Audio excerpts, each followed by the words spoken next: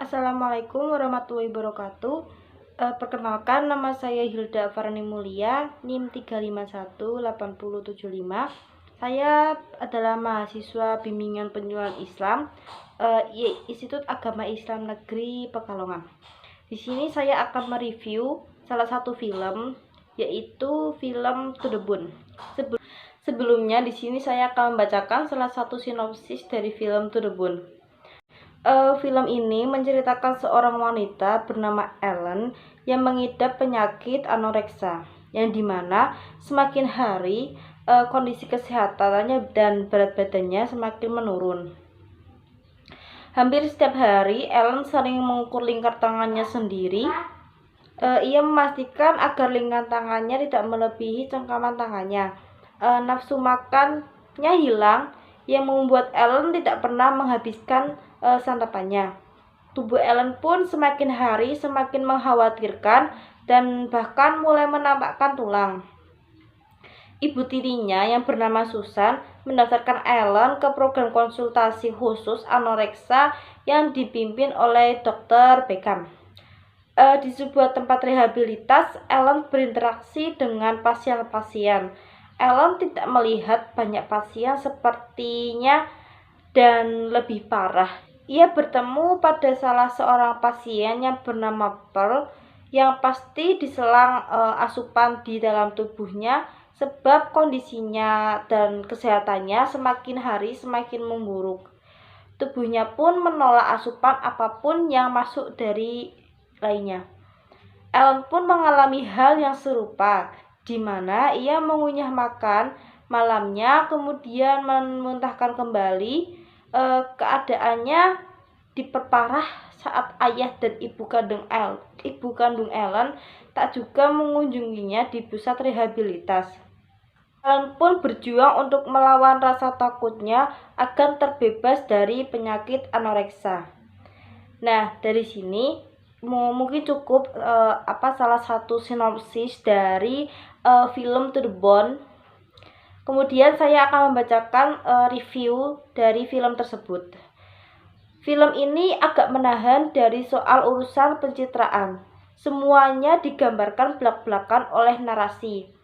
Bukan hanya membahas apa dampak eating disorder terhadap si penderita, baik secara fisik maupun psikologis. Film ini juga mengeksplorasi akibatnya terhadap keluarga dan orang-orang yang benar-benar peduli terhadap si penderita ataupun si klien.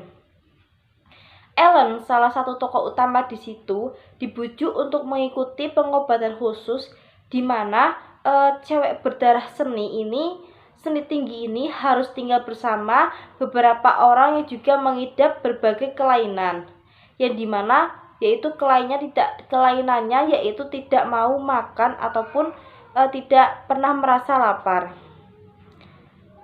Dan juga ada cewek yang diam-diam mengumpulin muntahannya di bawah ranjang, dan juga ada seorang wanita yang begitu parah sehingga harus dikasih asupan lewat tub ataupun lewat infus.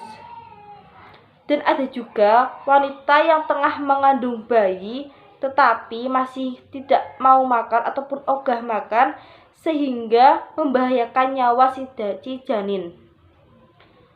Film To The Bone bukanlah film light-hearted di mana semua penghuni rumah inap dokter yang metodenya sangat radikal itu pada akhirnya akan menjadi sahabat dan semuanya akan menjadi happy ending.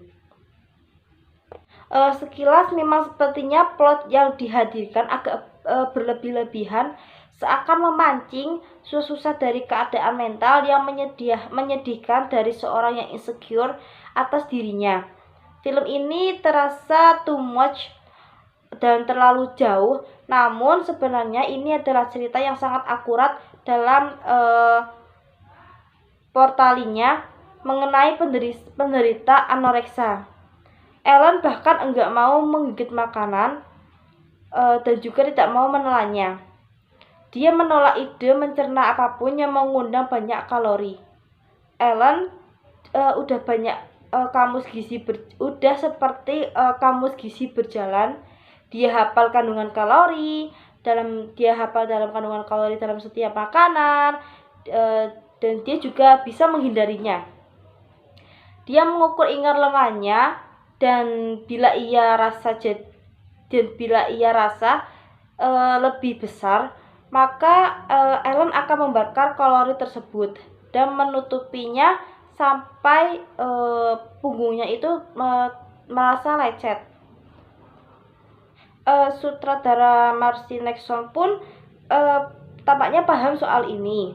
Dia tahu langkah keadaannya. Dia tidak perlu sekali mengarahkan film ini untuk enggak menjadi politically correct, walaupun cerita yang digarapnya melintas subjek yang agak mudah untuk dibahas dan harus hati-hati. Dan Nexon memutuskan untuk tidak menyembunyikan apapun dan tidak gunanya membahas tema ini dengan bersopan-sopan.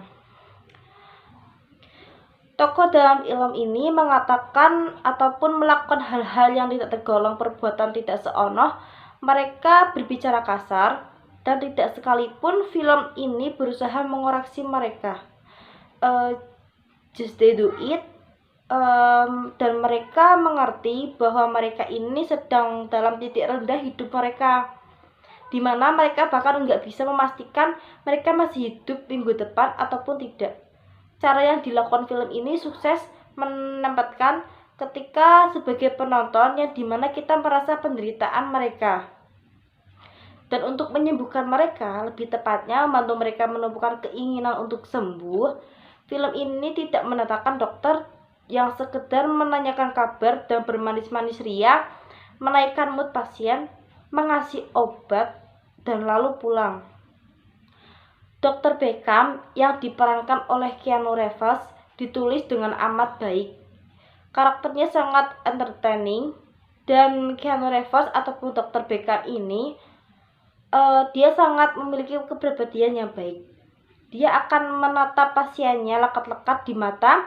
Dia nggak akan peduli dengan perasaan. Dia cuma mau mereka melihat di dalam diri, dan reality akan bilang persetan dengan pikiran kalian sendiri yang membuat kalian nggak mau makan. Dari film ini saya sedikit tertarik pada saat adegan pertama yang dimana film ini ditulis dengan cara yang baik dan juga mengeksplorasi psikologis orang-orang yang punya pandangan menarik tentang kebutuhan makanan dan kehidupan oleh permainan akting yang luar biasa. Topiknya yang suram dan distributing yang sekali penting dibahas dalam hal-hal lain, namun juga hati-hati tidak pernah menyembunyikan permasalahan apapun. Jadi hal-hal yang bisa saya petik dari menonton film ini yaitu gimana kita tidak boleh merasa insecure, tidak boleh merasa minder dengan apapun yang sudah ditetapkan dalam diri kita, bisa berat badan, kecantikan, kulit, dan lain sebagainya. Karena kita semua itu termasuk sama saja di mata Allah. Tidak pernah ada yang merasa jelek dan tidak pernah ada yang merasa cantik, karena semua manusia di makhluk bumi ini adalah sama di mata Allah, dan kesempurnaan hanya dimiliki oleh Allah Ta'ala. Mungkin cukup sekian pemaparan review film dari saya. Apabila ada kekurangan, saya mohon maaf. Lillahi fisabilil haq. Wassalamualaikum warahmatullahi wabarakatuh.